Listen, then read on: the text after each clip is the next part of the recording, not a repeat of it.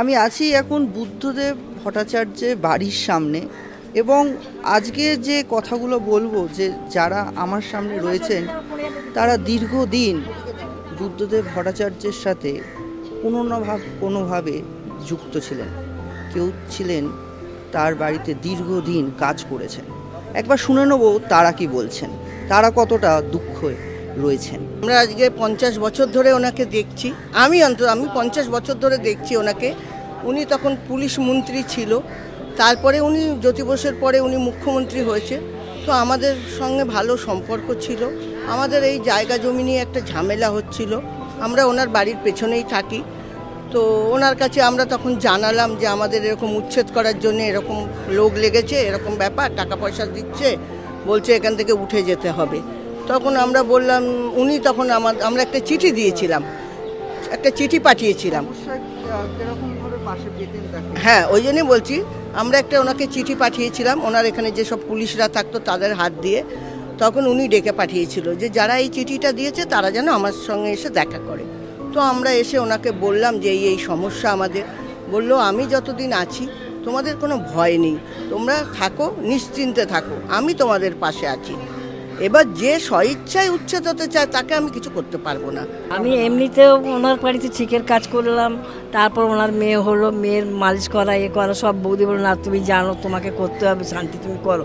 আমরা তো পেছনে থাকি, উনি আমাদের ভালোভাবেই চেনেন, এই জন্য আমাদের সঙ্গে খুব সম্পর্ক ভালো ছিল। জানেন না, দেখেছেন তাকে, মানে এত কাছ থেকে দেখেছেন, খুব ভালো দেখেছি ওনাকে, খুব ভালো ব্যবহার করতেন, খুব ভালো ব্যবহার করতেন। এখন তো দুঃখ হচ্ছে যে আমাদের এই যে রাত বিরাতে বাচ্চা কাচ্চা রাস্তা আসতো, রাতটা অনেক রাত হলেও আসলে আমাদের কোনো ভয় ছিল না, মেয়েরাও বেরোলে কোনো ভয় ছিল। এখন তো এমন দাদা যাওয়ার পর এখন আমাদের মনে একটা আতঙ্ক হয়ে যায়, যদি রাস্তা থেকে অনেক রাত্রে যদি বাচ্চা কাচ্চা আসে, কোনো ছেলেরা বদমাশি করলো, এইসব জন্য আমাদের খুবই একটা ভয়। এখন বাচ্চারা পড়াশোনা করছে, রাত বিরাতে হয়তো কলেজে যাচ্ছে, করছে, এইসব জন্য ভীষণ ভয় আছে কি বাচ্চারা মানুষ করতে পারবো না আমরা। আর দাদা ছিলেন আমাদের অনেক সাহস, আমরা মানে খুব শক্ত মানে ছিলেন, আর আমাদের একটু মনের শক্তি ভয় কম ছিল আর কি। আর তো দেখতে পাবো না বলেই তো এটাই তো আমাদের কষ্ট হচ্ছে। এতদিন আমরা পাশে দেখছি, 50-60 বছর ধরে আছি আমরা এখানে, একভাবে কেটে গেল। তোমাদের কোনো ভয় নেই, তোমাদের কোনো ভয় নেই, আমরা আছি পাশে। আমি ওনার বাড়ি বরাবরের কাজ করি না, আমি পাশে কাজ করি, শ্যামলী গুপ্তর বাড়ি। ওনার সুবিধা হলে আমাকে ডাকতো, আমি গিয়ে করে দিয়ে আসতাম। তাছাড়া আমাদের ওনার স্ত্রী মেয়ে বাড়ির সাথে আমাদের এমনি কথাবার্তা যা আসা মাঝে মাঝে থাকে। ওই দাদা বেরোচ্ছে আমরা গিয়েও ঢুকতাম, আমি তো পাশে করি, দাদা কোনো সময় বেরো, আমি কোনো সময় ঢুকি, আমাদের তাতে কোনো ওনার অসুবিধা হতো না। দাদা ভালো আছেন? হ্যাঁ ভালো আছে। সবসময় হাসি মুখে মানুষটা থাকতো। এই যে ধরুন মানে মুখ্যমন্ত্রী যখন ছিলেন বা এখন যেরকম দেখি যে এত সিকিউরিটি, এত এইগুলো কি আগে ছিল না? এখন যে অত্যাচার হবে ছেলেদের, আর কি হবে?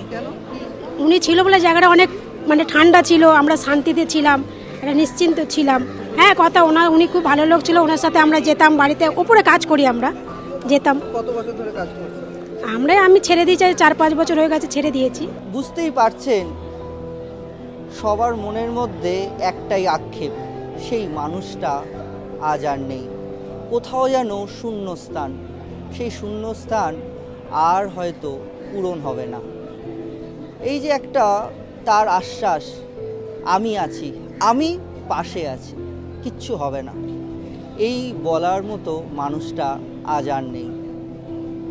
রাহুল সাধুকা, TV9 বাংলা, ডেটাই।